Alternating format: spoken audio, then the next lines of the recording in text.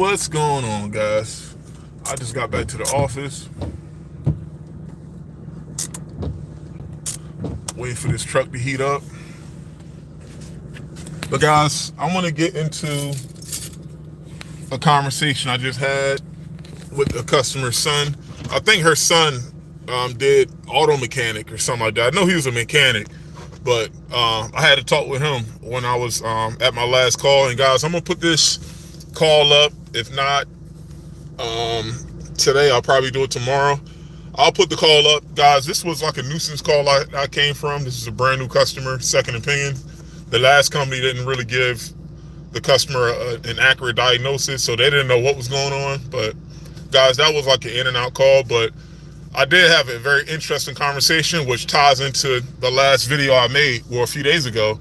I made the topic about the trade schooling thing. And guys, like I said, everything leads to a positive, I feel like in the long term, in the grand scheme of things. But, I feel like the principle is the same, like I said, I was telling the customer's son, like he actually I think he went to a trade school in Philly. I'm not too familiar, guys, with the trade schools in Philly.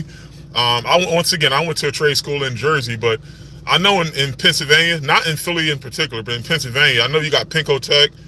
I know you got Orleans, but the customer's son, he went to another trade school. He was like in his mid to late 20s, but he said he went to another school for auto mechanics. And he was telling me just like the trials and tribulations with, going to school for like being an auto mechanic. I mean, I can relate, not like specifically, but like I can relate, to the trade school aspect. But like he told me, unfortunately, this had to be like 5 years ago. He said he went to a trade school for auto mechanics, and he said, unfortunately, like I said, he just couldn't stick with it because he felt like, they wasn't giving him the proper tools, or like I said, it was a lot of, like I said, just, personal things. But, I told him, I don't know what he's doing now because I didn't stay there that long. I had to get up out of there. But guys, I told him, like I said, whatever profession you guys pick, whether it be, HVAC, whether it be, automotive, whether it be whatever, trucking, whatever the case is, guys, you can't lose if you think like long term. Like, I mentioned this, not specifically, but I did mention this briefly in like previous videos. If you go into like a trade school thinking like, hey, if you go into trade school with a predetermined outcome, like, I gotta make the 120,000 within the next 2 years, or this is a failure, or I have to nah, guys, like, understand, you have to give yourself time to crash and burn. But like, I'm not saying not having, like I said, short-term goals doesn't help. It does help, but like, you gotta understand to give yourself some leeway and like know that, it's not gonna be a perfect pass for you. Like, you're not gonna have a bunch of ups without having, like I said, some type of, like I said, trials and tribulations you got to go through. But like, I actually, I didn't want to get into his business. And like, for you guys that's just joining, I'm talking about a conversation like me and a customer's son had on my last call. He got into trade schooling for like automotive. I don't know what it was in particular, but it was for like some type of mechanics. But like, he got discouraged, like I said, when he felt like he was getting the short end of the stick. He wasn't really getting as much education as he thought that he should be getting. But guys, like I said, it's two sides to a story. I don't know what the curriculum was, but I told him, that, like I said, you can't lose if you get into something long term. You just commit to it. Once you commit to something long term, like I said, guys, you don't really lose, on the back end. Like similar to, like I said, starting a business, buying a house, buying a car. If you commit to something only temporary, you're only one breakdown or one negative thing from like losing all your momentum, guys. And it's just like, I see this all the time. Like I said, guys, it's just, I try my best to encourage people, but like I said, guys, like, I'm a realistic person. I try to be optimistic as well, but like, I got to be realistic with people as well. The same thing I mentioned in the trade school video. Like, no one, like I said, good things happen, like I said, on the back end of negativity. But like, I feel like everybody has something negative that they're coming from, but like, the magic really happens, like I said, when you stay consistent, and like I said, when you really don't expect it down the line. But like, the customer's son said that he's going to get back into automotive. I think he was driving trucks, guys. Like, but he said like at that time, like I said, it didn't really click. He felt like, they were taking advantage of like how much he was paying. I think at that time, he said it was like at least 20,000, like similar to what I paid back in 2011 for trade school. But he said that, it really, like, say he really got discouraged. But like, he said he definitely regret like giving up, like I said, to go into trucking. I don't know. Like I said, I didn't really get into his business. I'm just going off what he told me. But like, he said he's going to get back into, the mechanic aspect of it. But I told him, like I said, mechanics, HVAC. I told him, guys, like, and I mentioned this in previous videos as well. In 2020, guys, once the economy shut down, that essentially gave you guys, a brief idea of what industries are important, regardless of what happens to the world, besides, lawyers and doctors, HVAC guys. And I noticed, I remember this day like it was yesterday. Once they shut everything down, I remember that upcoming summer. This happened like between March and April.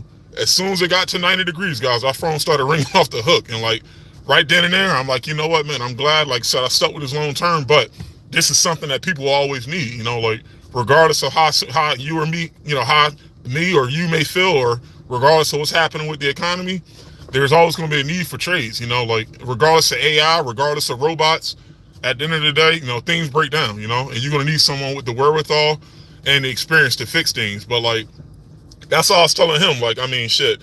I mean, I don't know what, I know mechanics here and there, but I don't know anyone, like I said, that started from the ground up and like built their own, auto mechanic shop. But like, I don't know what the scope of that is. Like, that's something I almost got into, guys.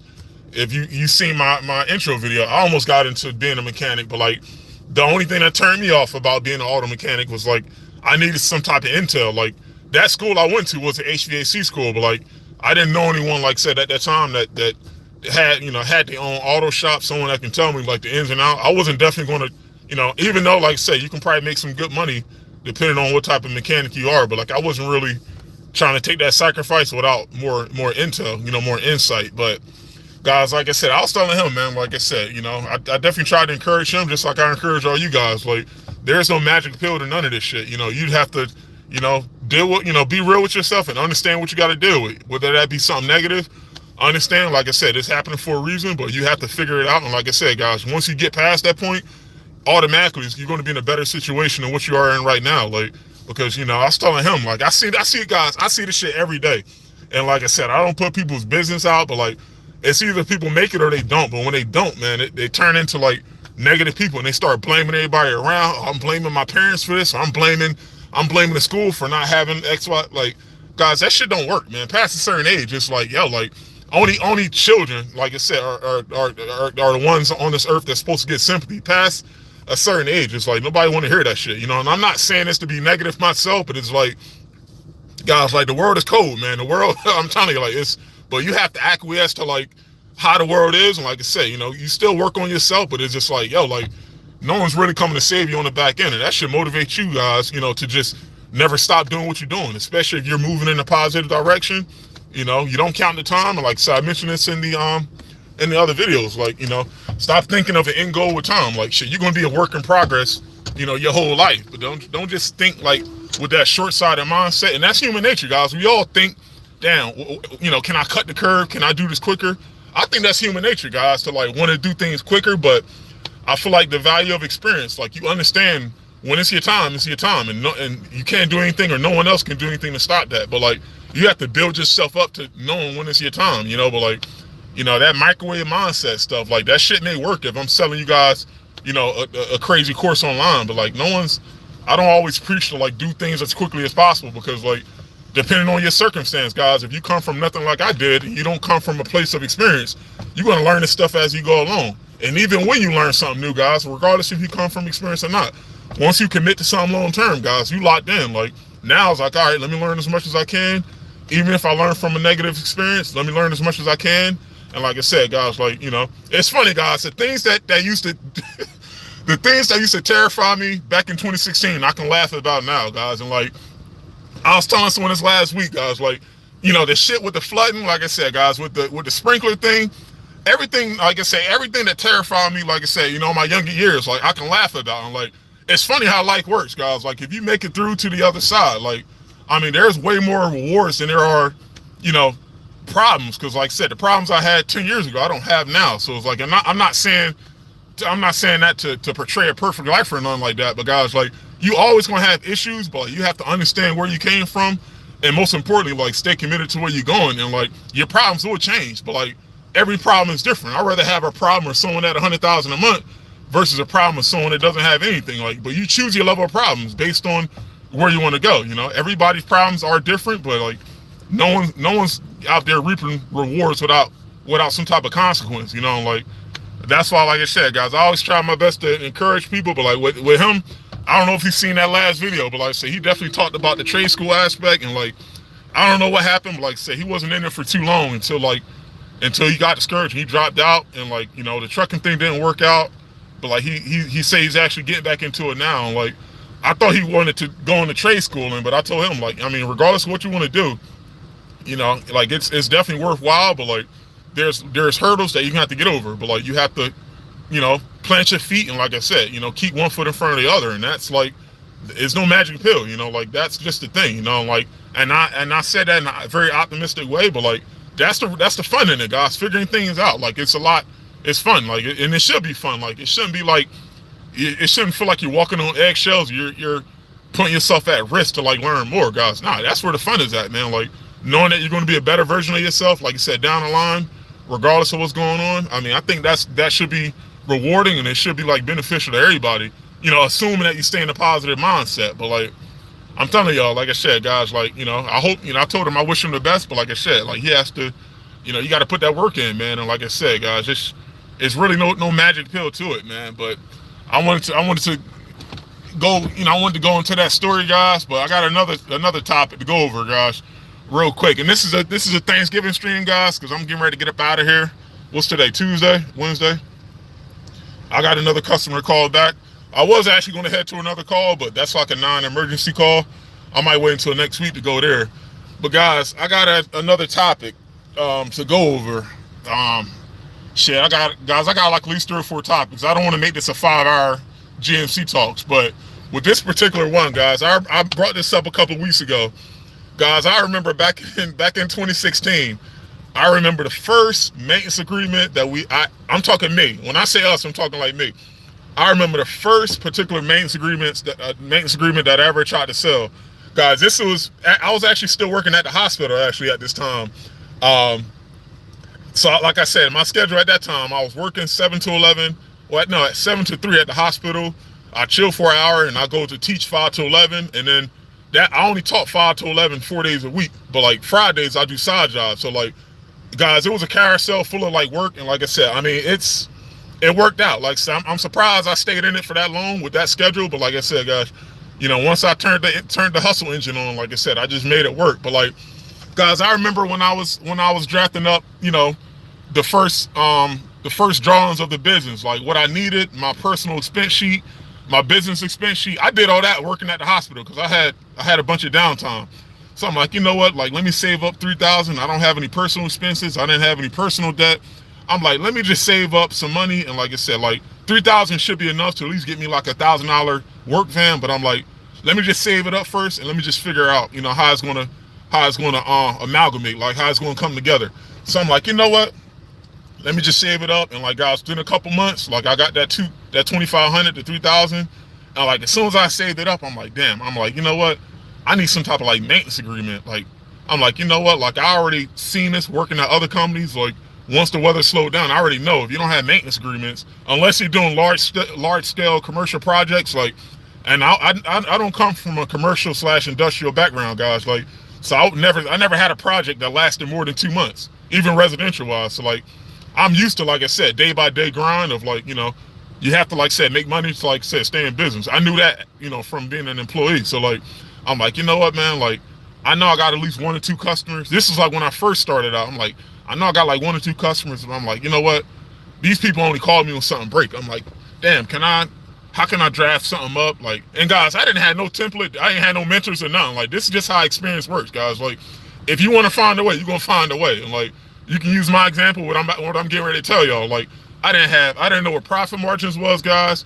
The only thing I wanted to do is I wanted to stay competitive. And I'm like, I'm not trying to be rich off one customer, but I got to make sure that I can get in the house. You know, like, I can get in the house besides something breaking. So I drafted up my first maintenance agreement. I think it was like $20. Like, and guys, like I said, I'm very grateful that I just figured this shit out. But like, my heat and AC maintenance agreement, I'm talking per visit, was like $20. It was like $40 for the year, not monthly, but this is per visit.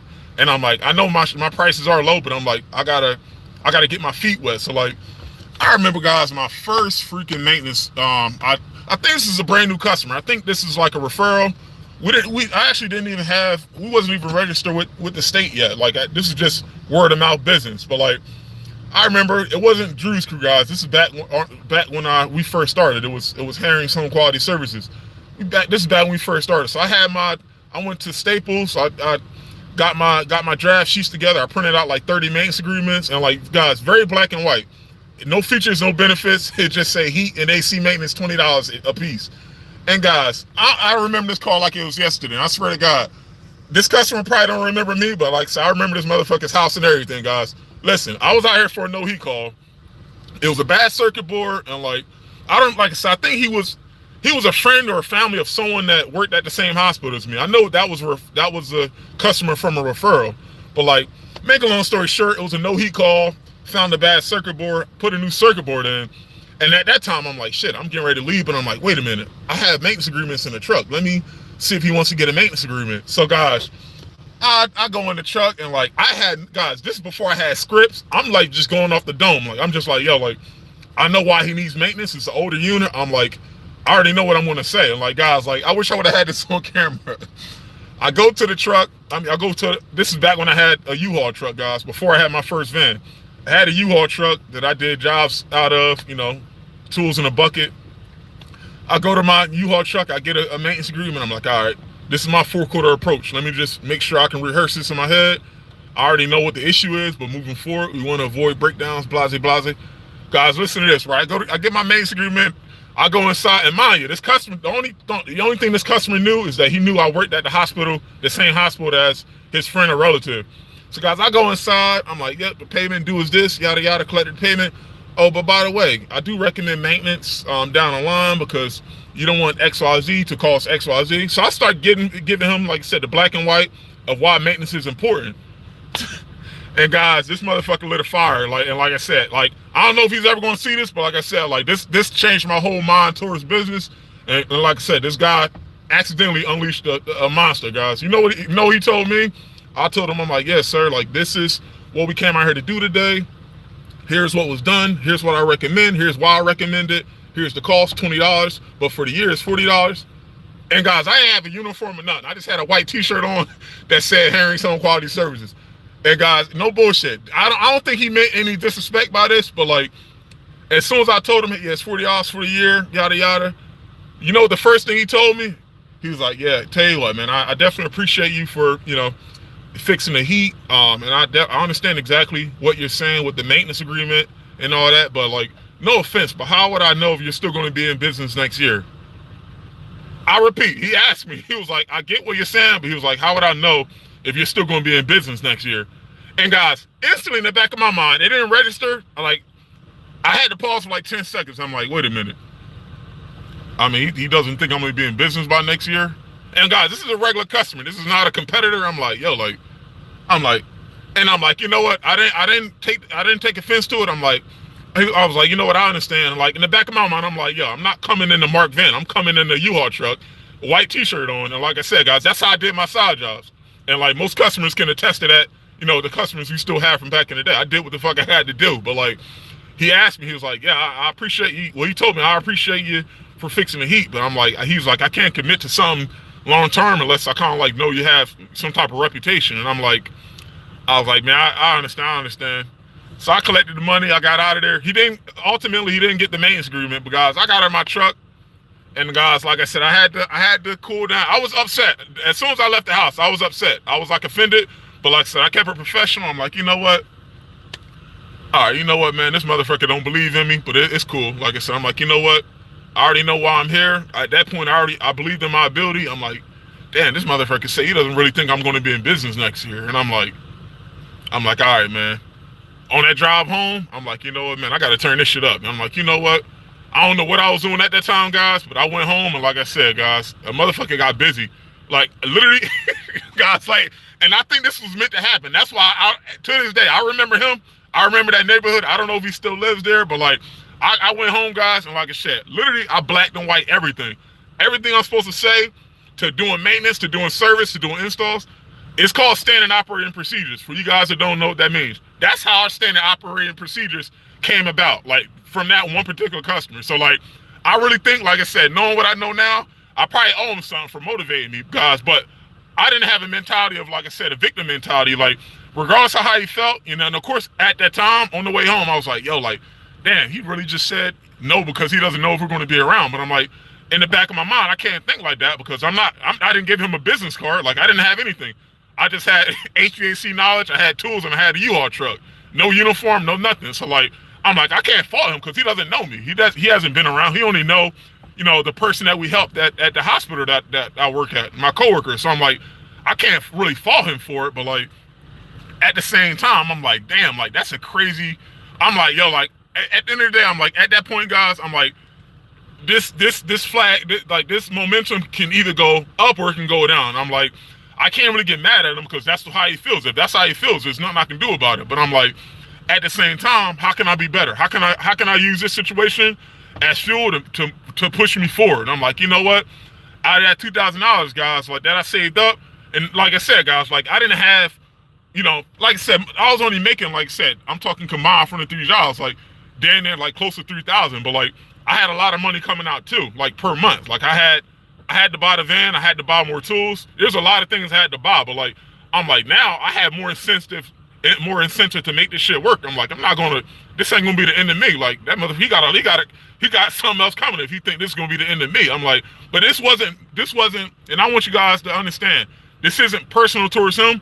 Maybe it was personal, but like I said, guys, I'm self-motivated, I'm self-driven. It doesn't take something negative happening to me for me to understand like that it's game time. But like I'm already like that, but it's like I haven't, like I said, that's the first time I ever got, and that was the last time I ever got that response from a customer. But like I said, guys, like I'm glad that happened. But like literally, I just went crazy for the next 3 months. Even on Fridays when I wasn't teaching, as soon as I got home from the hospital job, I need my standard operating procedures. What am I supposed to say when I get to a customer's house? I need scenarios. How do I respond to XYZ? How do I respond to ABC? Guys, I went crazy. And like right when I got that GMC Safari, like that's when I got the uniforms. I got, and nothing crazy, just like I said, the Harring's Home Quality Services. I got that van wrapped, and like, guys, I just went crazy. But like once I knew it, I'm like, yo, like the motherfuckers I really got an uphill battle. Like it's not like I was looking for support in them, but like I'm like, yo, like the competition is real. Like I really got it right. I got to self-improve. There's really no other way. I'm like, if I can't sell $40 maintenance agreements, then like I don't belong in the trade. And I'm like, I know I belong in this motherfucker, but I gotta show and prove. Like I gotta prove it to myself by making sure I can prepare. And like I'm never gonna be asked out of a situation. Like once I get to a customer's house, I already have an idea of how I'm gonna go from A to Z. And guys, like I said, I don't know how you guys learned HVAC, but like everything I'm telling you, every positive thing that happened to me has something negative attached to it.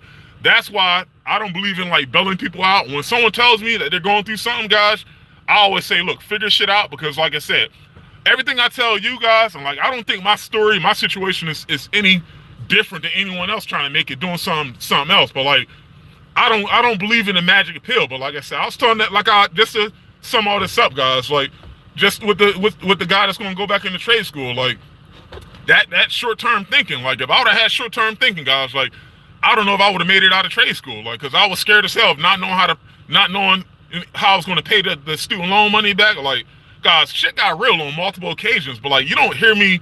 I don't get how that benefits you or me from like just me talking about negative shit all day. Like, because you can't avoid it. That's just that's par for the course, guys. Like, it's a package deal. But like, you can't let that define who you are. Like, fuck that. Like, you got to get on some MJ shit. Like, once you start taking things personal, it has nothing to do with the person that said that to you. But like, eventually, you got to get on your improvement game, man. I'm like, look, I don't care how long it takes, man. Make sure you get to the other side and like you become a better person, man. But like, guys, like I said, that was just a quick story of how we got our standard operating procedures. It didn't come from us. It didn't come from me cheating off my past employers. No, like, nah, like I didn't even have any paperwork from when I was employed. The only thing I had was notes of like equipment and how to fix things. But like my standard operating procedures came strictly from that customer. And like I said, if he see this one day, like I said, I got nothing but appreciation for, like I said, him being honest. But like I said, like that that caught me off guard. But I'm glad that motivated me. I needed that motivation, because like, not to say I wouldn't have got to that point eventually anyway, but like by a customer being honest with me and saying like, yo, like I appreciate it, but like I don't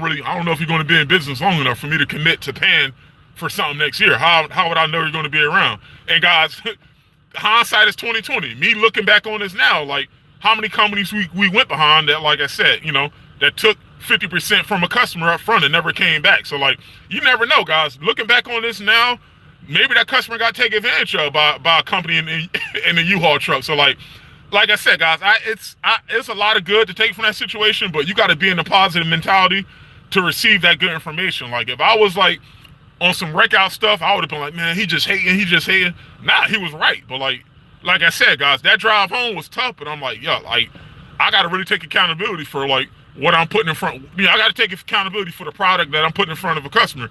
Would that be me? Would that be someone else? The whole experience, guys. I gotta really take accountability for it. I can't be out here winging it. Like I gotta understand what the desired outcome is, and I gotta make sure that I can prepare for that desired outcome. You understand what I'm saying? But like I said, guys, it's everything comes full circle, man. But it's just like, guys, I got stories for days. Like every single thing that first 2 years, like I learned so much, but like I learned a lot from like being on the stage.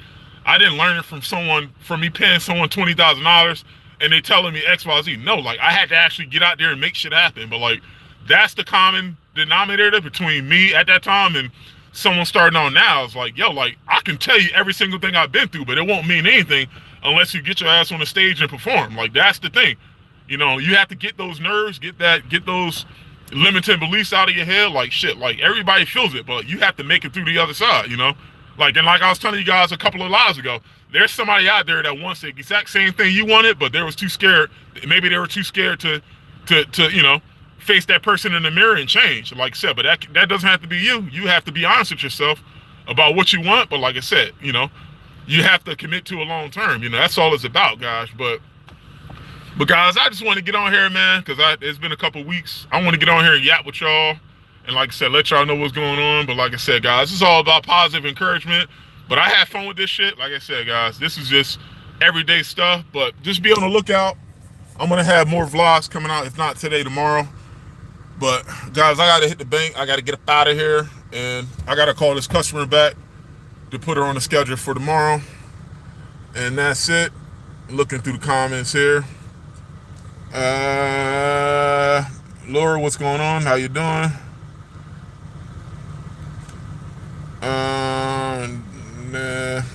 But yeah, guys, that's pretty much, like I said, all there is to it, man. It's just like, I feel like I hope all you guys get to this point in life where, like I said, the stuff that used to terrify you, the stuff that used to give you like general concerns when you're in your like 20s, 25s, like as you get older, man, as you find a way through it, like you realize all this stuff is part of the game. You can't take that experience, you can't take that negativity away from someone. Like eventually, like I said, I'm not saying ignore someone's problems. I'm not saying that. Always try your best to encourage people, but like eventually, whatever problems they're going through, if they're being honest with themselves, they got to find a way to get through it. And I don't care how it looks of you getting through it. I don't care if you got to, you have to get in the mud and like say, roll your sleeves up. You got to figure it out. But like I said, just know that, like I said, you're going to be a much better person getting out the mud than you were versus someone that never got in the damn mud and just sitting back complaining and blaming everybody. So like, gosh, I can go on all day about this, but like I said, I mean, I use personal experiences, for reference. But like I said, guys, I always try to keep things on the up and up because, like I said, at the end of the day, guys, that's all you can control. I can't control what happens. Like I said, I can only control, like I said, my perspective and, like I said, my mentality towards, how you attack the situation. But like, all this stuff is not, I don't feel like it's not remedial. Like I said, it's just once you kind of like understand, the power of like positive thinking. I feel like that would be a game changer for a lot of you guys. And the younger you learn this, the more easier off you'll be. Imagine someone not learning the power of positive thinking until they turn 40. Guess what? What they did up until 40 years old probably would have been negative. Would I be getting into jail or going to jail, having legal problems or having crazy money problems? But like, I feel like regardless of what age you start off at, once you start to understand the power of positive thinking, that warps your mentality. And I'm talking warp it for the better. And now you realize, like I said, like, you have a decision on how every single thing that happens. You have a decision on how you want to go about it. You could make matters worse by blaming everybody and, asking for sympathy, or you can just, like I said, charge it to the game and know that, like, I'm not running from this scenario. It's only going to help me get better. And like I said, guys, just know that a year from now or 2 years from now, I'm going to sit back and I'm going to laugh at, like I said, the things I used to worry about. And like, that's exactly how you got to think about it. You feel me? So, but guys, like I said, I got to rock and roll. My phone's getting ready to die. But that's all there is to it, guys. But keep rocking and rolling. I will see y'all in the next one.